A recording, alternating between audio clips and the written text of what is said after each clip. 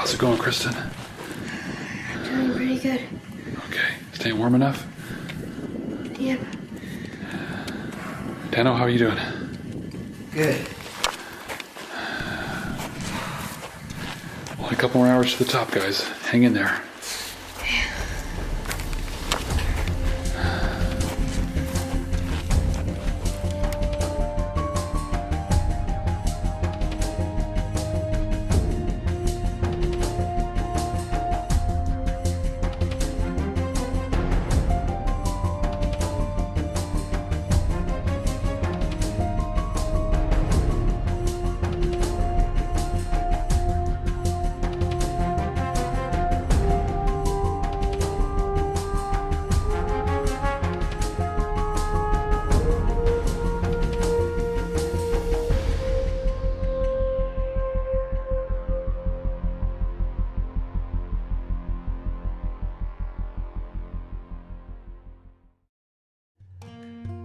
Along the northern border of Tanzania lies Mount Kilimanjaro, the roof of Africa.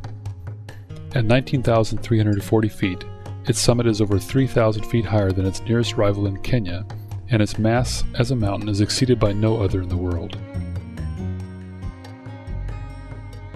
The mountain is visible from the plains of Kenya and Tanzania and consumes the horizon with its expanse.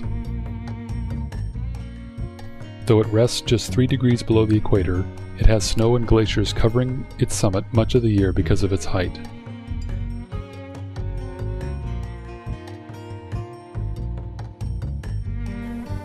To understand the relative size of Mount Kilimanjaro, it is easiest to compare it to one of our local peaks here in the United States, Mount Rainier, which stands at 14,400 feet. The base of Mount Rainier is approximately 12 miles across. The massif of Kilimanjaro is over 43 miles across the base and 15 miles wide. It is said by geologists that the weight of this massive block of the mountain is so heavy that the Earth's crust is depressed by it. The mountain rises out of the northern plains of Tanzania and steadily climbs to a large saddle at 14,500 feet. The saddle lies between 2 peaks of Kilimanjaro. To the east is a minor summit called Mwenzi, which rises over 16,000 feet high. Mwenzi Peak is the fractured remnant of a volcanic sideshow that occurred eons ago on the east flank of the main summit. The main summit, called Kibo, is a decapitated pyramid that is nearly block-shaped, rising 5,000 feet above the saddle between the 2 halves of the mountain. The slope gradually angles up to about 45 degrees, making the final ascent to the crater rim, a steep climb that challenges all those who attempt to reach the top. The summit of the mountain is a multi-layered crater, a product of multiple eruptions that have left large glaciers over the crater floor and along the southern aspect of the mountain that receives less direct sunlight. These glaciers are regressing and have a peculiar appearance with sheer walls that are exposed fully during the dry season and show the many layers of deposition that were created during their formation. This is a story of our climb of this peak. Come with us on our attempt to reach the roof of Africa.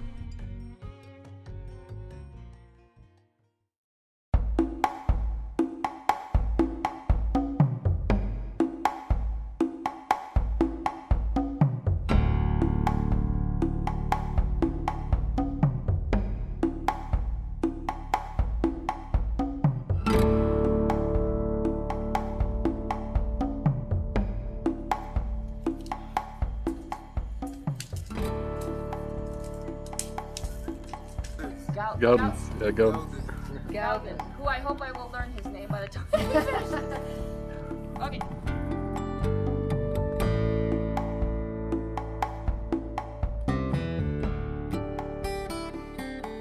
There are a handful of routes to reach the summit, and we chose one that would allow us to acclimatize well and also see different aspects of this great peak.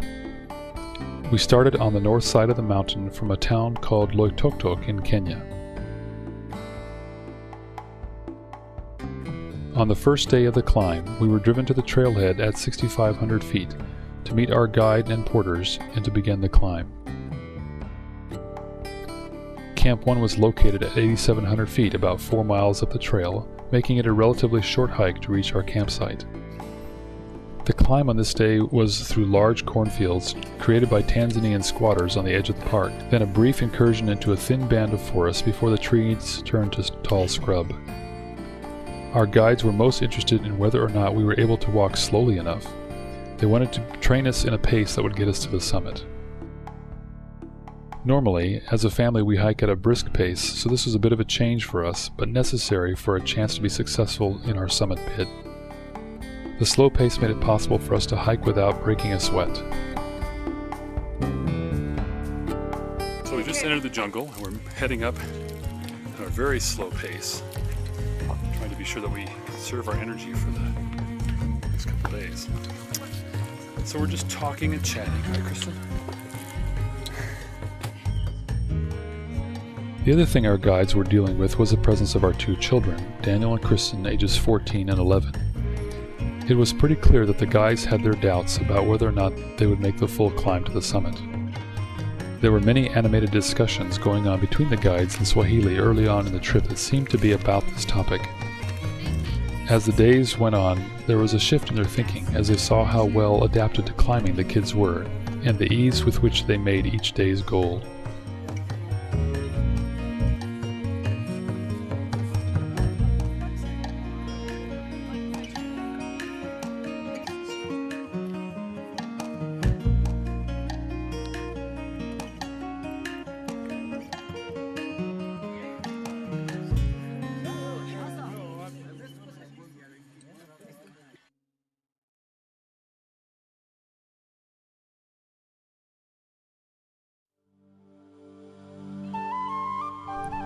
After Camp 1, the next camp was in the direction of Mwenzi Peak, which was designed to allow us several days to acclimatize at 14,000 feet. Camp 2 was located by Kikalua Caves at 12,070 feet. The hike on day 2 involved a 3,400-foot climb followed by a long traverse to the east toward the camp.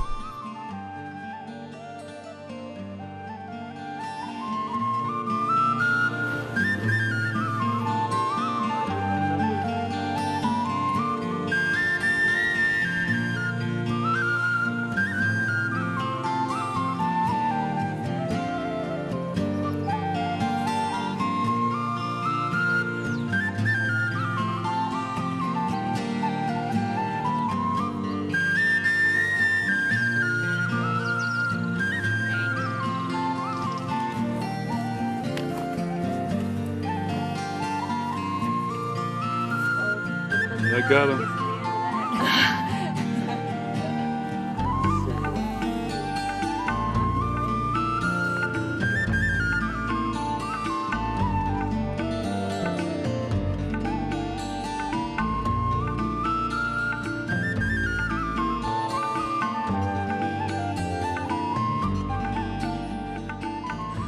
Here we are on our second day. Keep going. Yeah. Michael in our, Daniel, our fearless leader. Hopefully you can see Mount Kilimanjaro, our goal at the end. We travel pole pole.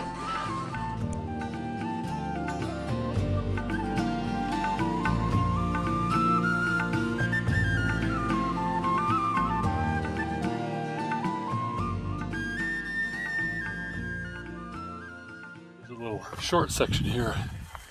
It's kind of a breathing log. This is to see how hard we're breathing at 11,200 feet, and also the pace we're going, which is a very gentle pace. We've been trying to talk the whole way up today, which has kept us walking slowly, and that's helped quite a bit with our pace too. So we're doing well, everybody's feeling good, and they're coming up the trail.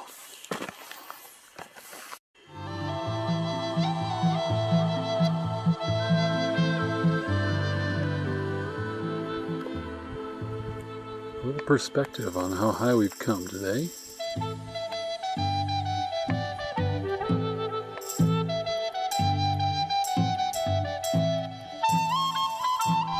We stopped for a lunch break at the second cave, a volcanic vent that lifted up the ground and created a sizable overhang that could hold a number of people.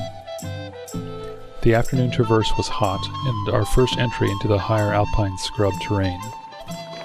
During the climb, we were going to target 3 liters of fluid intake per day for the kids and 4 to 5 liters for each adult.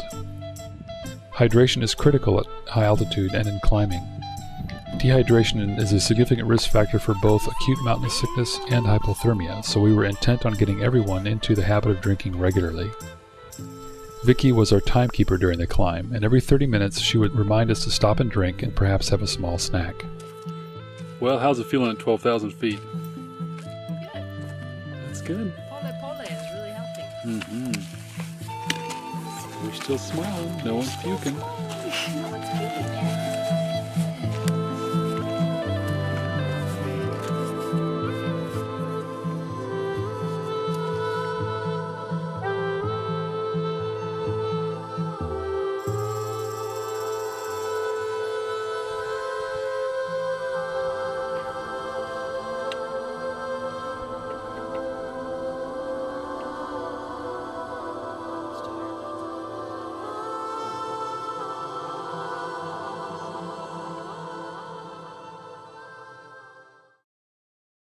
Okay, we're here at Camp 2, about 12,000 feet. You see that the clouds are kind of moving up the valley.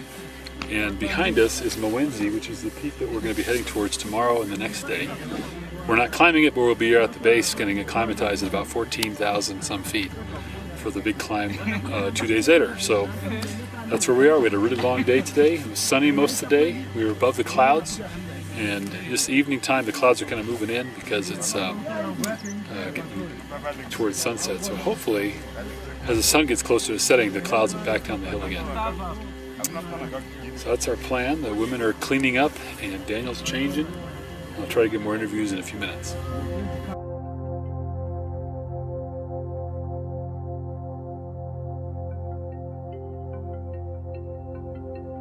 There's Daniel in his tent doing the requisite getting into the tent, getting set up.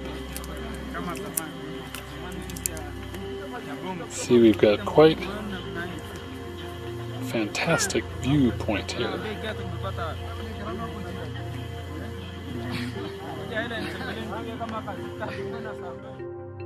So what did you like most about today's hike? What I liked most? Yeah. I really liked being above the clouds and being able to see the mountain that we're going to climb. And yeah. Are you feeling pretty good at this altitude? We're at 12,000 feet? Yeah, I'm pretty good. Okay. You look pretty comfortable. So I think staying at Kajabi for a couple months is probably a good thing. Yeah, it helped a lot. Yeah. All right. So how do you feel compared to how you felt in Nepal? Today? At which point? At the point in which you had the splitting headache. The 3 points at which I had the splitting headache? Yeah. I don't have a headache at all today, I'm happy to say. I feel actually quite good. And I am giving the credit all to Pole. And maybe a little to Dimox. So our strategy for avoiding altitude sickness is Dimox and Pole. which means? Slowly. Although we did cover a lot of ground today. Yeah, it's a long hike. Not So sure how many miles it was, but it was a good long hike. We left at 8:30 and we finished at 4. Can you show everybody where we're going tomorrow? We're going to Mowenzi Tarn, which is behind, I think it's behind that low sunlit mound, in between the sunlit mound and the high craggy peaks. Hopefully our camp will be in the sun someday during the day tomorrow.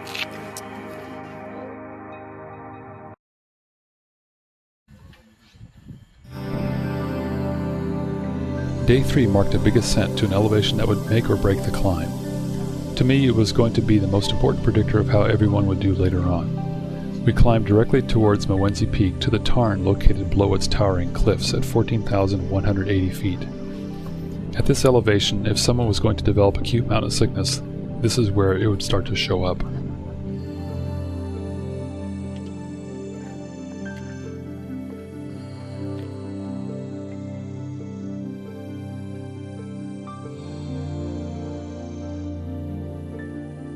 Many people who climb Mount Kilimanjaro develop mountain sickness, primarily due to the way the climbing tours take people up the mountain. The typical 5-day route is not designed for adequate acclimatization, although longer, more appropriate routes are allowed. We opted for the 6-day climb to give us an extra day of acclimatization at 14,000 feet.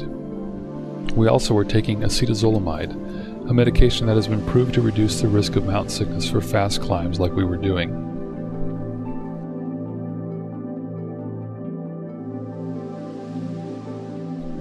Compared to other treks like the base camp on Mount Everest in the Himalayas, most climbers take 7 to 10 days to reach 18,000 feet if they are planning to avoid AMS. Kilimanjaro was done in much less time, and as a result many people feel awful on the ascent and don't make it to the summit.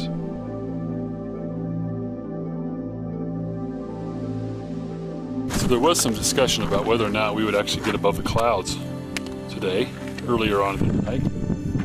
And I think it's pretty clear that old Dr. Telemark was right. I've been rubbing it in all day. Anyway, we're having a great hike. We're about 13,000 feet right now. We're doing well.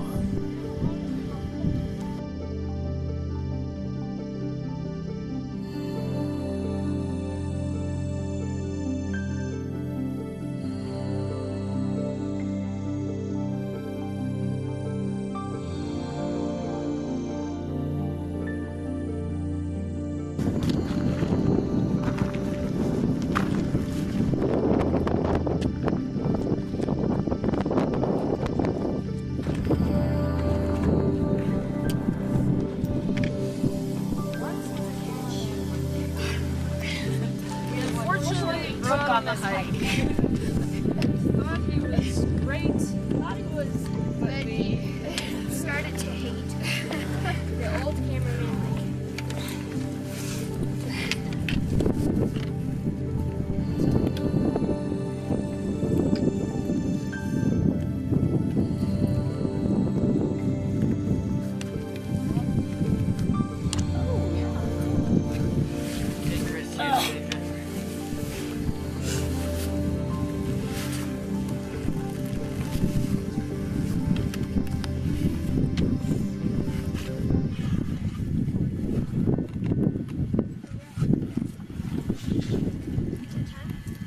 Who wants some pistachios?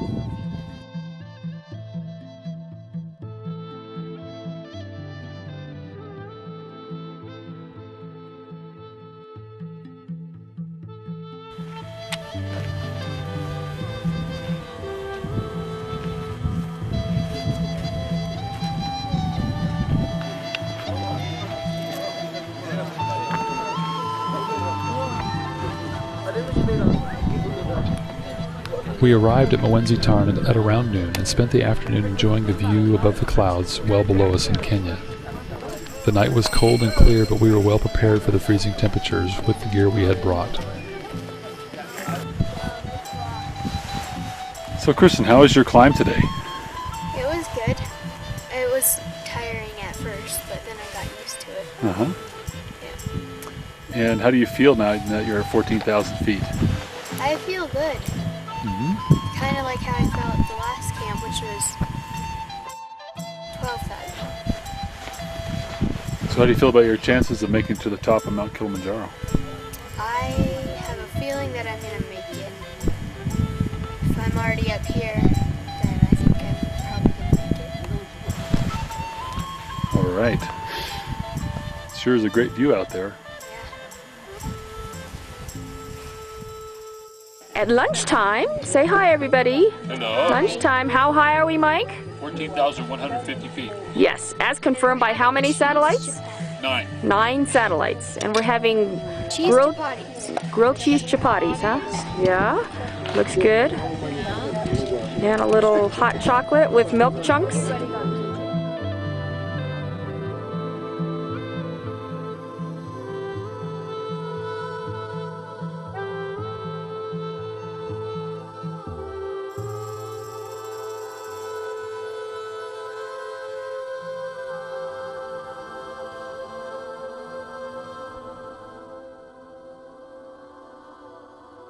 So, Dad, how are you feeling today? Oh, we're feeling amazingly good. I think it's great that everybody's been making it so well. We had a good 2,000-foot climb this morning, and we are now at 14.1. And we'll be here for the next day or two, getting more acclimatized. And the other thing is we've had pretty good food too. It's been nice to have that. So tomorrow we're going to go up to maybe 15,000 and come back down, and then that'll allow us to get more adjusted to the higher elevation. So that's the plan for tomorrow. Otherwise, we're just going to enjoy this view here this afternoon. Yep. We've been above the clouds all day.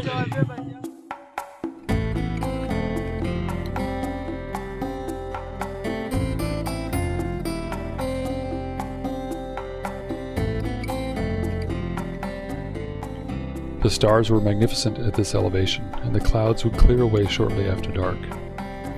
Sunrise the following morning was equally spectacular.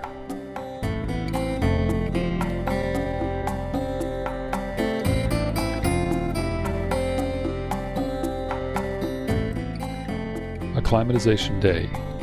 The team spent the day wandering around the ridges of Mwenzi, climbing slightly higher to help our bodies get used to the thinner air. We climbed to about 14,600 feet on our short day hikes, testing ourselves in the thin air. It was a day to rest and relax, as we knew the next 36 hours after we woke up the next morning would be a huge challenge for us all.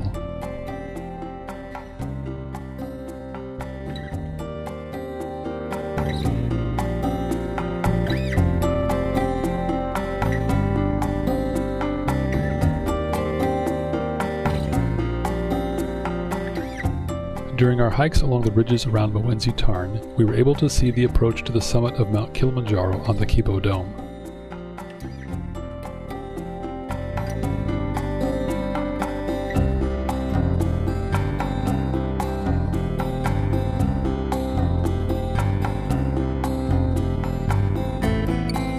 We could see our route across the saddle the next day to end to the school hut at 15,500 feet, where we would spend part of the night on day 5.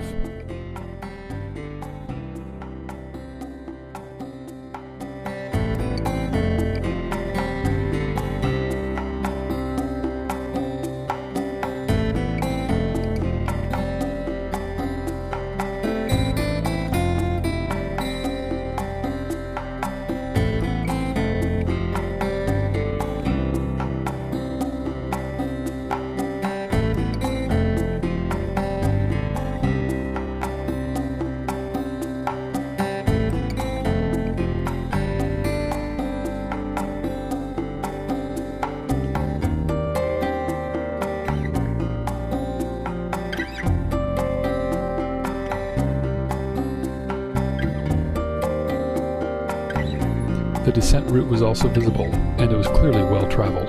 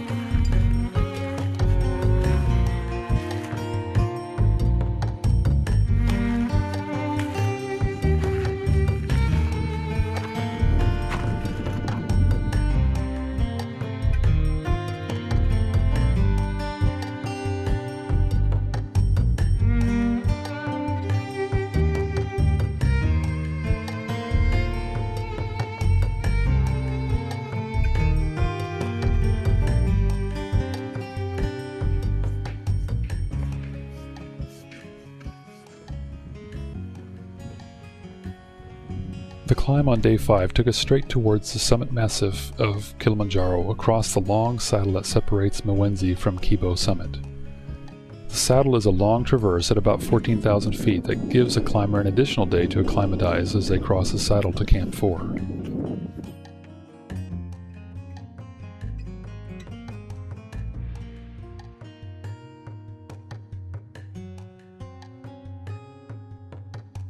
There are 2 main camps used on the east side of the summit. The tourist route uses Kibo Hut, a camp at about 15,300 feet located on the main route up to the crater rim. The lesser used camp is where the outward bound school hut is located at 15,700 feet.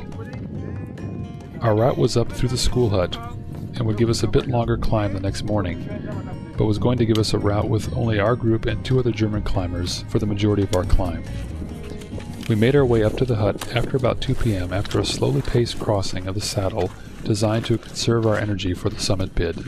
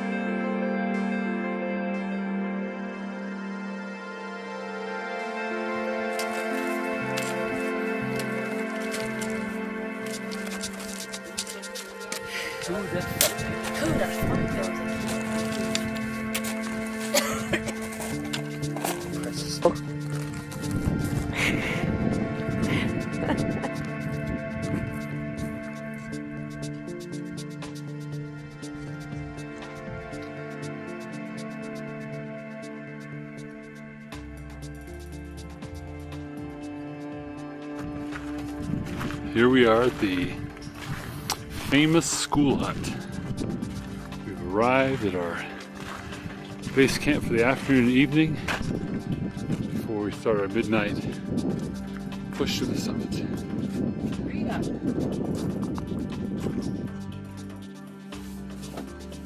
The team tried to nap that afternoon at Camp 4 before dinner. After yet another meal of stew, cabbage, and rice, we all tried to sleep shortly after dark so that we could get some amount of rest before the night climb.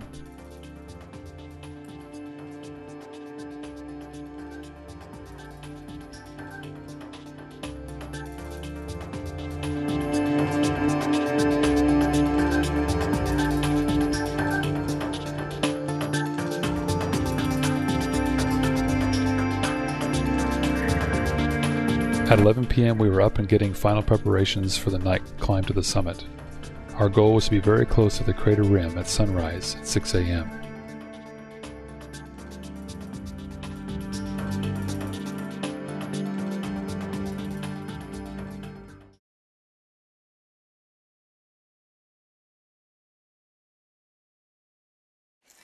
At 12:40 a.m. we stepped out of the school hut into the cold mountain air in pitch blackness. We made a circle and said a brief prayer, asking for strength and safety as we started the long climb ahead. We started out the steep, switchbacking trail that was the route up to the rim marked by Gilman's Point. Here again, I suspect that our senior guide was unsure about whether or not the kids would actually make the climb. He set a very slow pace, one that we needed to encourage him to go a bit faster so we could stay warm. Our breaths matched our walking pace, surrounded by the blackness of the night, penetrated by our dancing headlamps that showed only the trail a few feet ahead. Through the night we had the sense that we were passing through various rock formations and along cliff bands, but it was impossible to make out the features as we were moving along.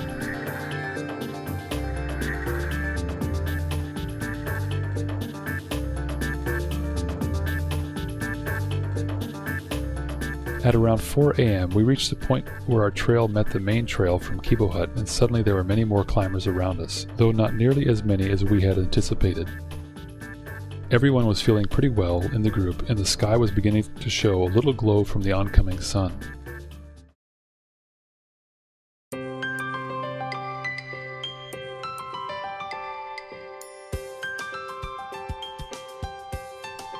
A cold wind blew constantly down from the crater rim, dropping the temperature close to 0 degrees Fahrenheit. As the sky brightened, the urge to sleep began to fade for everyone, and we were able to see Gilman's Point not far away up the steep 45-degree slope. At about 6 a.m., the sun shadowed the horizon, and we looked over Mowenzi Peak and saw this spectacular sunrise. This energized everyone, and we were only about an hour away from Gilman's Point. Daniel asked to move ahead at a faster pace to stay warm and took off with one of the other guides. Peg and I stayed back with Kristin to encourage her along.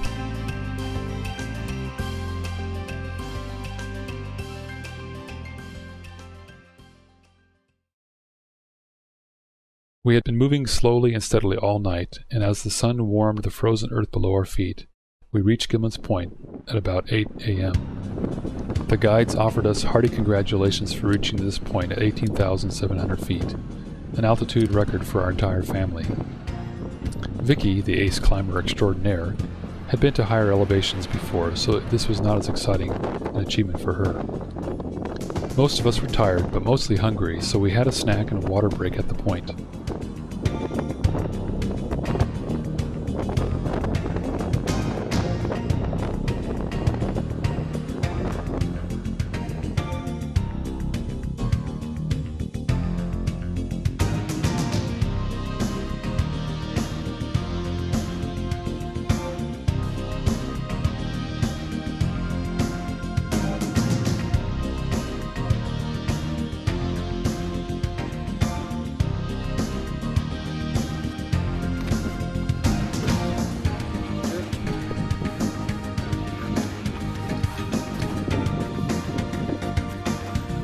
We were now asked if we wanted to go to the summit. At first, Vicky and Kristin were unsure if they would go on, but after a bit of food and encouragement, along with the warming sun, they both felt up to the last 600 feet of climbing and 1 mile of trail to the summit. Because of the rarity of the air, it would take 1.5 hours to reach the top on our traverse around the summit crater. To the surprise of some of our guides, we announced that we were ready to head to the summit, and we took off up the trail around the crater rim. Again, we took the rim at a very slow pace, but the entire team felt reasonably good. At most, a few of us had a slight headache, but that improved with the snack and the fluids at Gilman's Point. As we rounded the rim to the southern face, we could see the massive glaciers at rest on that side. The south-facing glaciers were stunning walls of ice visible in the final several hundred feet towards the summit. Daniel was given permission to move ahead again from the group and strongly made his way to the top first, followed by Vicky, Mike, and then Peg and Kristin. We made our way west around the crater rim and up the gradual slope in the very thin air to Uhuru Peak at 19,340 feet, the summit of Kilimanjaro in the entire continent of Africa. We sat at the summit for more than 15 minutes, no one feeling rushed due to ill health or cold. We took in all that we could see, celebrating the achievement of our 2 young people in the group who made it to the top. Daniel was strong and made it up first, and Kristin did so, perhaps with less ease, but she was also the youngest climber that we have been able to document who has made the summit of Kilimanjaro.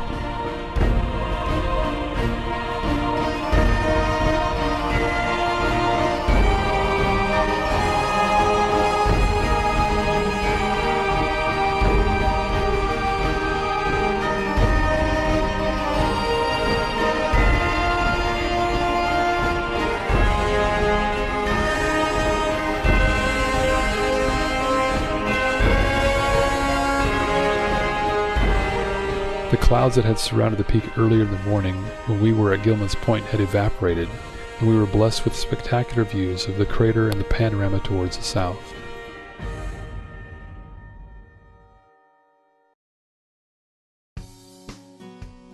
It was now about 10 a.m. and we needed to make our way down.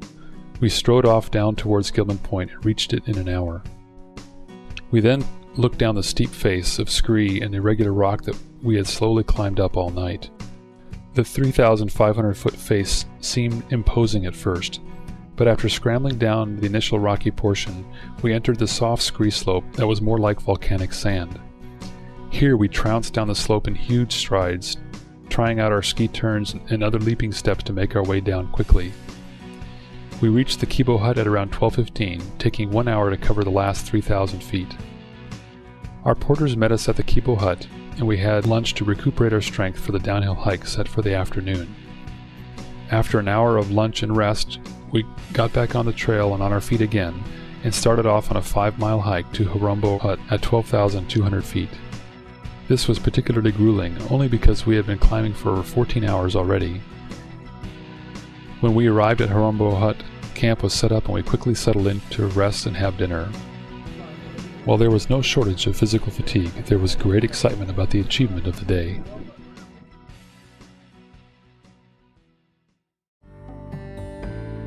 The last day on the mountain was, as expected, a bit less exciting, but quite beautiful as we hiked the long 10 miles down a 6,000-foot descent to Marangu Gate. We traveled through the high desert scrub, the woodland scrub, and then into the tropical rainforest at high speed.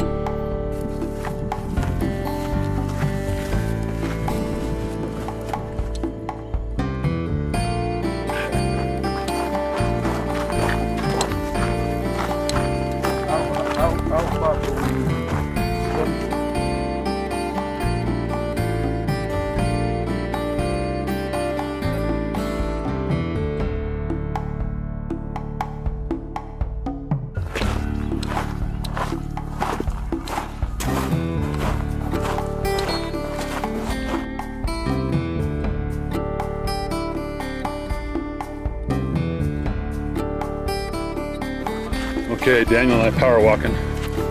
Last 3 miles of the trip. This is our pace.